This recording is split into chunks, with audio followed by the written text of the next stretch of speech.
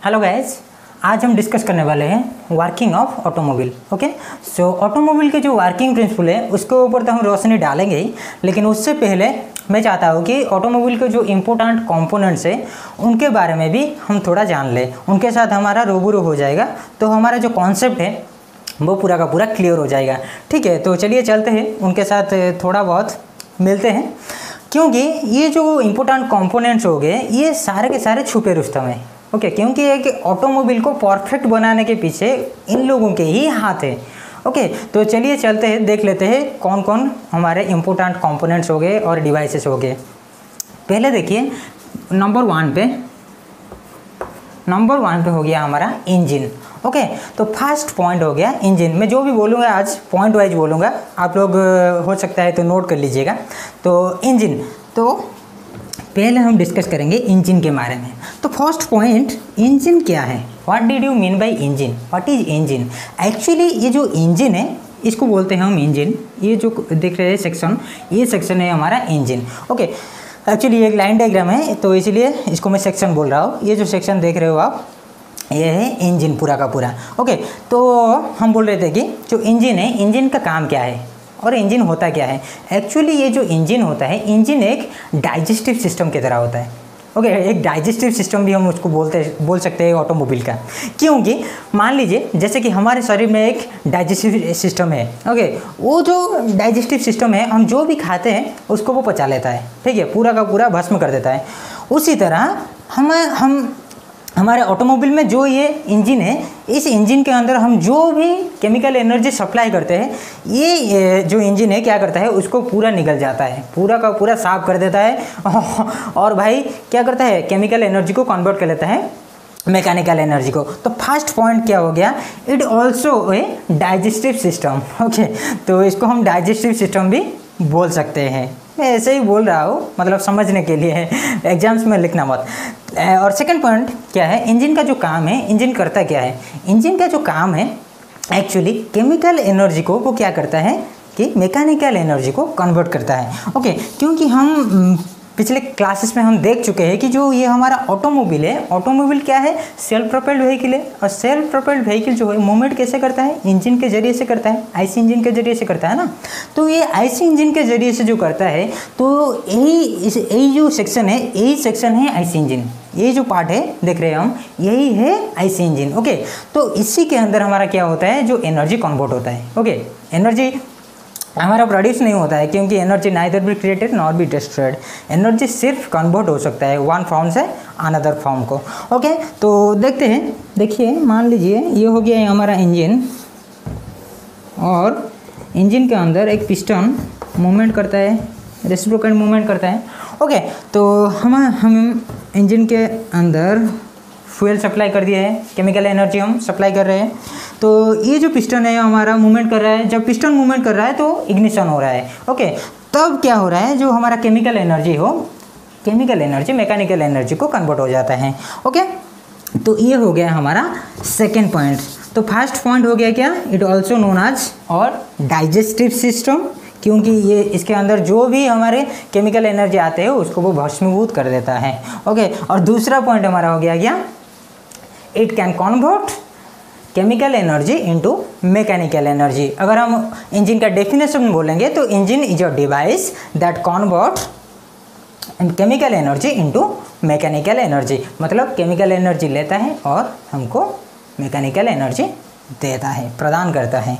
Okay, ये हो गया हमारा फर्स्ट पॉइंट। मैं सोच रहा हूँ कि आप लोग मतलब समझ गए होंगे, कोई इसमें डाउट नहीं होगा। उसके बाद चलते हैं सेकंड पॉइंट। सेकंड पॉइंट में हम देख लेते हैं फ्रंट एक्सेल के बारे में।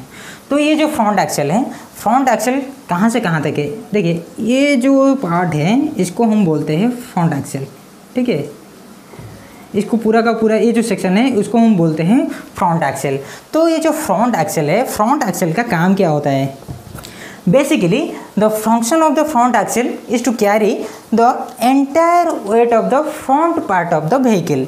मतलब क्या हो गया कि ये जो फ्रंट एक्सेल हो गया, फ्रंट एक्सेल करता क्या है, जो हमारे फ्रंट व्हीकल का जो फ्रंट साइड है और व्हीकल का जो फ्रंट पार्ट है, फ्रंट पार्ट में जितने भी कंपोनेंट्स है, फ्रंट पार्ट में जितने भी कंपोनेंट्स है, मान लीजिए इंजन हो गया, स्टीयरिंग सिस्टम हो गया, सस्पेंशन सिस्टम हो गया, ये सारे कंपोनेंट्स का जो वेट है, ये वेट को कैरी करता है कौन? Front axle. ओके, तो हम बोल सकते हैं कि it can carry the weight of the front part of the vehicle. Okay, second point क्या है? It can hold both the wheels properly. First point हो गया it can carry the weight, carry the weight. आप लोग मतलब लिखो, copy लेकर लिखा करो तो याद रहेगा, नहीं तो भूल जाओगे, ठीक है। तो पहला पॉइंट हो गया, ये कैरी करता है वेट को, जो हमारे फ्रंट पार्ट का जितने भी कंपोनेंट्स लगे हुए हैं उन सारे कंपोनेंट्स का जो वेट है उनको कैरी करता है। मान लीजिए इंजन हो गया, स्टीयरिंग सिस्टम हो गया, सस्पेंशन सिस्टम हो गया, हर किसी का लोड जो वो कैरी करता है। भाई सबका टेंशन वो अपने सर पे ही ले लेता है। तो नेक्स्ट सेकंड पॉइंट में चलते हैं। फ्रंट एक्सेल का जो दूसरा काम है, it can hold both the wheels properly. देखिए ये जो व्हील्स होते हैं, दोनों व्हील्स, दो पहिए हैं, ये दो पहिए को प्रॉपरली क्या करता है? होल्ड करता है, मतलब जुड़ के रखता है अपने साथ। ओके, ये हो गया उसका दूसरे पॉइंट। ओके, आशा करता हूँ कि आप लोगों को समझ में आ रहा होगा। नेक्स्ट पॉइंट में चलते हैं। Point number 3, fly wheel. Okay, अच्छा, तो फ्लाई व्हील क्या है? एक्चुअली फ्लाई व्हील जो है एक मैकेनिकल कंपोनेंट है। Okay, fly wheel is a mechanical component and it can store the kinetic energy. Okay, ये क्या करता है? जो हमारा काइनेटिक एनर्जी है, या इसको हम रोटेशनल एनर्जी भी बोल सकते हो। ओके, जो रोटेशनल एनर्जी हमारा ट्रांसफर होके आ रहा है इंजन से फ्लाई व्हील तक, फ्लाई व्हील क्या करता है? काम क्या होता है? फ्लाई व्हील वो जो काइनेटिक एनर्जी है उसको स्टोर करके रखता है। ओके, और जब हमको चाहिए होता है वो क्या करता है? सप्लाई करते हैं। तो हम बोल सकते हैं fly wheel is a device that store the energy and it supplies when necessary. Okay, तो जब हमको नेसेसिटी हो हमारा, तो फ्लाई व्हील हमको क्या करता है? हमारा एनर्जी सप्लाई करता है, और जब नहीं चाहिए हमको वो स्टोर करके रखता है। ओके, और उसका और भी एक फंक्शन है, वो क्या करता है कि हमारा जो इंजन है, इंजन को असिस्ट करता है। Okay, it can assist the engine during fluctuation. इसका मतलब क्या हो गया? It can assist the engine during fluctuation, मतलब फ्लक्चुएशन को ये क्या करता है कि ये जो इंजन होता है, इंजन को वो असिस्ट करता है। कैसे? मान लीजिए हम बार बार क्लचिंग कर रहे हैं, गियर चेंज कर रहे हैं, तो होता क्या है? जो एनर्जी हमारा ट्रांसफर हो रहा है वो तो लगातार आ रहा है ना, एनर्जी तो लगातार ट्रांसफर हो रहे हैं, लेकिन जब यहाँ पे डिस्कनेक्ट हो गए हैं, हम देखेंगे अभी क्लच में, जब हम क्लच लगा लेते हैं तो ये जो हमारा एनर्जी है, एनर्जी ट्रांसफ़र नहीं हो पाता है। ओके, ये जो एनर्जी ट्रांसफ़र नहीं हो पाता है, ये एनर्जी कहाँ जाएगा? बताओ मेरे को, कहाँ जाएगा? ये तो लौट कर वापस नहीं जाएगा ना, तो उसी को बोलते हैं हम फ्लक्चुएशन। तो ये जो फ्लक्चुएशन होता है, बार बार हम क्लचिंग करते हैं, उस वक्त क्या होता है? ये जो फ्लाई व्हील हमारा इंजन को बचाता है। ठीक है, जैसे कि राजा महाराजाओं को बचाते थे दुर्ग, ठीक है, वो उस वक्त दुर्ग था ना, उस दुर्ग को क्रॉस करके ही शत्रु अंदर जा सकता है, उसी तरह। तो ये जो फ्लाई व्हील है, ये फ्लाई व्हील क्या करता है? असिस्ट करता है इंजन को, और फ्लक्चुएशन के वक्त इंजन को बचाता है। नहीं तो इंजन के ऊपर काफ़ी सारा प्रेशर पड़ेगा, ठीक है, काफ़ी सारा मतलब फोर्स आ जाएगा इंजन के ऊपर। तो ये हमारा हो गया तीसरा point, third point, fly wheel. Okay, next point, fourth point में हम देखेंगे क्लच। तो what did you mean by clutch? तो क्लच क्या होता है और क्लच का काम क्या होता है? Actually clutch is a mechanical component असल में। तो ये एक मैकेनिकल कंपोनेंट है, और इसका काम क्या है? एंगेज और डिसएंगेज। ओके, एंगेज करना और डिसएंगेज करना, किसको? किससे? ड्राइवर गियर से ड्रिवन गियर को। ओके, देखिए ये हो गया, मान लीजिए ड्राइवर शाफ्ट। ओके, और इसके ऊपर लगा हुआ है ड्राइवर गियर। ओके, और ये हो गया हमारा ड्रिवन शाफ्ट, और इसके ऊपर लगा हुआ है क्या? Driven gear. तो ये हो गया हमारा, ये हो गया ड्राइवर गियर, ये हो गया ड्रिवन गियर। ठीक है, ये हो गया ड्राइवर शाफ्ट, ये हो गया ड्रिवन शाफ्ट। ओके, तो जो क्लच हमारा होता है, क्लच क्या करता है कि ड्राइवर को ड्रिवेन से कनेक्ट करता है और डिसकनेक्ट करता है। मतलब क्लच का काम है कि जो ये हमारा गियर है, गियर्स को क्या करता है, एंगेज करना और डिसएंगेज करना। ठीक है, तो इतना सा ही काम है। और क्लच के बारे में हम एक्चुअली ब्रीफली डिस्कस करेंगे अगले हम क्लासेस में। तो आगे चलते हैं, gear box. Next point, gear box 5 number में। तो 5वां पॉइंट हमारा हो गया गियर बॉक्स। तो गियर बॉक्स का जो फंक्शन है, गियर बॉक्स का फंक्शन क्या है? एक्चुअली इट कैन रिड्यूस और increase the speed of the vehicle. मतलब हमको एक ऑटोमोबाइल व्हीकल का स्पीड कमाना है या बढ़ाना है तो हमको गियर बॉक्स चाहिए ही। ओके, तो गियर बॉक्स का जो फंक्शन है, तो function of gear box is to reduce और increase the speed of the vehicle. और इसी के साथ मैं आप लोगों को एक रिलेशन भी बताना चाहूँगा। Speed is inversely proportional to the torque. N is inversely proportional to the torque. Okay, तो एन हो गया स्पीड, टॉर्क हो गया हमारा टाउ। ओके, समझ रहे हो ना? तो ये जो रिलेशनशिप है ये क्या है असल में? मान लीजिए ये जो गियर बॉक्स है, गियर बॉक्स का काम क्या हो गया? ये इंक्रीज करता है और डिक्रीज करता है स्पीड को। अच्छा, कैसे करता है? जब हम क्या करते हैं कि स्पीड को कमा लेते हैं। ओके, स्पीड को कमा लेते हैं, उस वक्त क्या होता है कि जो हमारा टॉर्क है वो टॉर्क इंक्रीज होता है। ठीक है, टॉर्क जो होता है इंक्रीज हो जाता है। लेकिन जब हम स्पीड को बढ़ा लेते हैं, हमारा जो टॉर्क है वो टॉर्क डिक्रीज हो जाता है। ओके, जैसे कि मान लीजिए कि हमको चढ़ान में चढ़ना है, ठीक है, चढ़ान में जाना है, उस वक्त हम क्या करते हैं? स्पीड को धीमी कर देते हैं, क्योंकि हमको जो टॉर्क है, टॉर्क ज़्यादा चाहिए होता है। ठीक है, जब टॉर्क ज़्यादा हो जाएगा तो स्पीड हमारा कम हो जाएगा। मतलब हम जब स्पीड कम कर देते हैं, जब ढलान में हम जाते हैं ऊपर चढ़ाई करने के लिए, ठीक है, जब हम चढ़ाई में जाते हैं तो हम क्या करते हैं कि स्पीड को हम डिक्रीज करते हैं। जब स्पीड को हम डिक्रीज कर देते हैं तो हमारा जो टॉर्क है, टॉर्क हमारा क्या हो जाता है? इंक्रीज हो जाता है। उसी तरह जब हम ढलान में आते हैं तो क्या होता है? हमारा स्पीड जो होता है इंक्रीज हो जाता है, लेकिन टॉर्क जो है वो डिक्रीज हो जाता है। ठीक है, तो इसको जो मैनेज करता है एक्चुअली गियर बॉक्स मैनेज करता है। उसके बारे में आगे हम देखेंगे। ओके, तो नेक्स्ट पॉइंट आगे चलते हैं। मैं इसको मिटा रहा हूँ, आप नोट कर लीजिएगा। और नेक्स्ट पॉइंट में आ जाता है प्रोपेलर शाफ्ट। नेक्स्ट पॉइंट में 6 नंबर पे आ जाता है propeller shaft. Actually propeller shaft is also a simple shaft and the basic function of the propeller shaft is to transfer the energy from one point of the vehicle to the another point. मतलब vehicle से जो हमारा मान लीजिए engine है, engine से हमारा power transfer हो रहा है, इंजन से हमारा पावर ट्रांसफर हो रहा है ना। मैं वर्किंग में समझाऊंगा, ठीक है, वर्किंग प्रिंसिपल में मैं अच्छी तरह से समझाऊंगा आप लोगों को। ठीक है, तो देखिए, तो ये जो हमारा एनर्जी है, एनर्जी ट्रांसफर हो रहा है। पहले इंजन में हमारा क्या होता है? एनर्जी कन्वर्ट होता है, केमिकल एनर्जी मैकेनिकल एनर्जी को, उसके बाद ट्रांसफर होकर आता है फ्लाई व्हील को, फ्लाई व्हील से क्लच को आता है, क्लच से हमारा गियर को आता है, गियर के बाद जो हमारा आउटपुट शाफ्ट हो गया, इसको हम आउटपुट शाफ्ट बोल सकते हैं। आउटपुट शाफ्ट को वो एनर्जी ट्रांसफर होके आ जाता है। ओके, तो आउटपुट शाफ्ट को जब आ जाता है हमारा एनर्जी, तो उसको चाहिए होता है कि डिफरेंशियल तक पहुँचे। ओके, डिफरेंशियल तक हमको वो एनर्जी को पहुंचाना है। तो कैसे पहुंचाएंगे? प्रोपेलर शाफ्ट के जरिए से ही हम पहुंचाएंगे। ओके, तो इसीलिए हम क्या करते हैं, आउटपुट शाफ्ट और डिफरेंशियल शाफ्ट के बीच हम एक प्रोपेलर शाफ्ट को फिक्स कर दिए हैं, जिसका काम ही होता है जो पावर को ट्रांसफ़र करना। ठीक है, तो ये तो हम यहाँ पे सिंपल शाफ्ट भी यूज कर सकते थे। ठीक है, क्यों हम यहाँ पे प्रोपेलर शाफ्ट का यूज किए? क्योंकि ये जो प्रोपेलर शाफ्ट है ये एक स्पेशल टाइप के शाफ्ट होता है।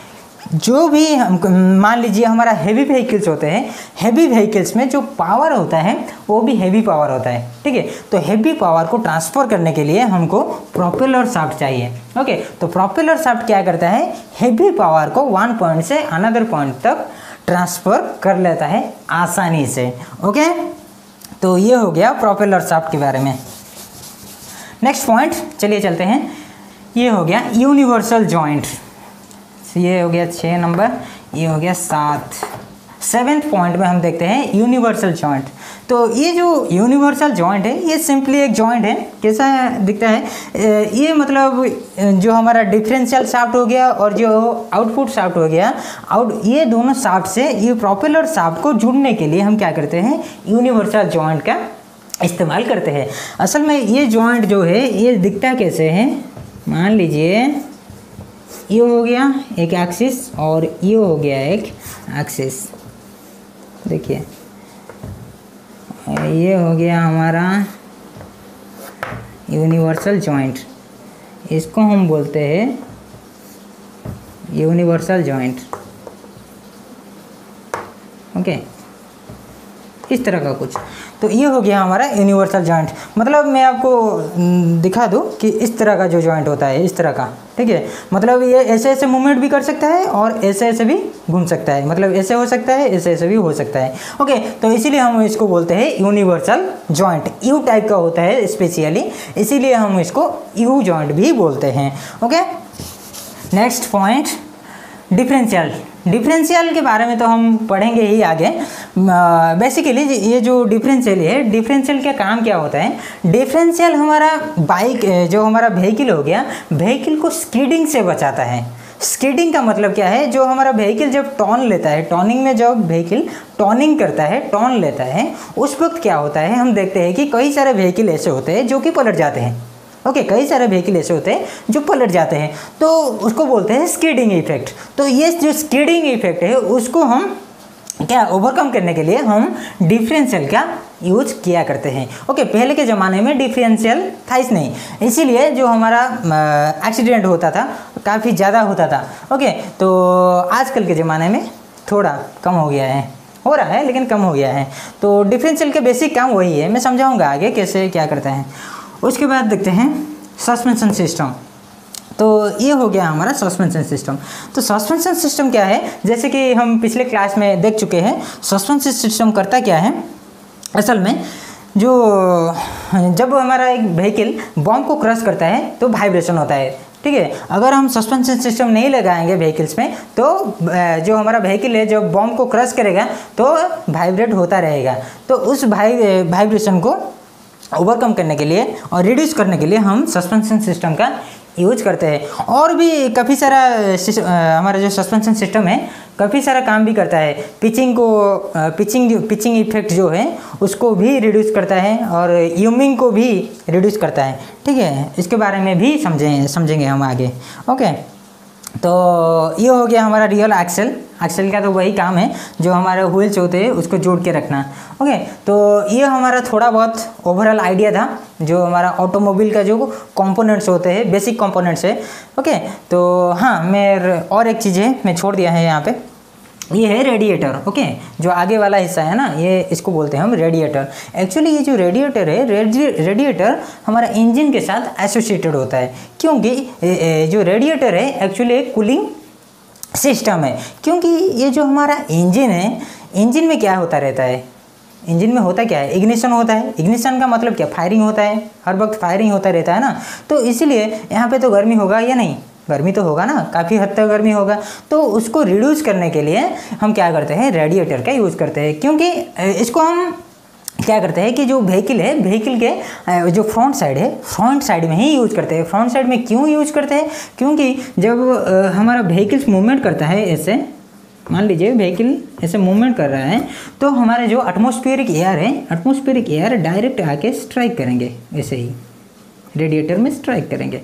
ओके, रेडिएटर में स्ट्राइक करेंगे और रेडिएटर के अंदर हमारा क्या होता है, वाटर होते हैं। ओके, अभी तो केमिकल्स भी आने लगे हैं और काफ़ी सारे फ्लूइड्स भी है जो कि रेडिएटर के अंदर डाला जाता है, और पहले के ज़माने में पानी भी डाला जाता था। ओके, तो पानी क्या करता है, इसके अंदर ऐसे सर्कुलेट करता है, ठीक है, सर्कुलेट करता है और इंजन को कूल करता रहता है। तो ये हो गया थोड़ा बहुत ओवरऑल आइडिया अबाउट हमारा कंपोनेंट्स ऑफ ऑटोमोबाइल व्हीकल। और एक चीज़ यहाँ पे है स्टीयरिंग सिस्टम, कुछ खास नहीं है, इसके बारे में हम आगे देखेंगे, आगे समझेंगे। तो ये कुछ खास नहीं था, थोड़ा वही था। तो आज हम रुकते हैं, नहीं तो वीडियो काफ़ी बड़ा हो जाएगा। वर्किंग अभी समझेंगे तो काफ़ी बड़ा हो जाएगा।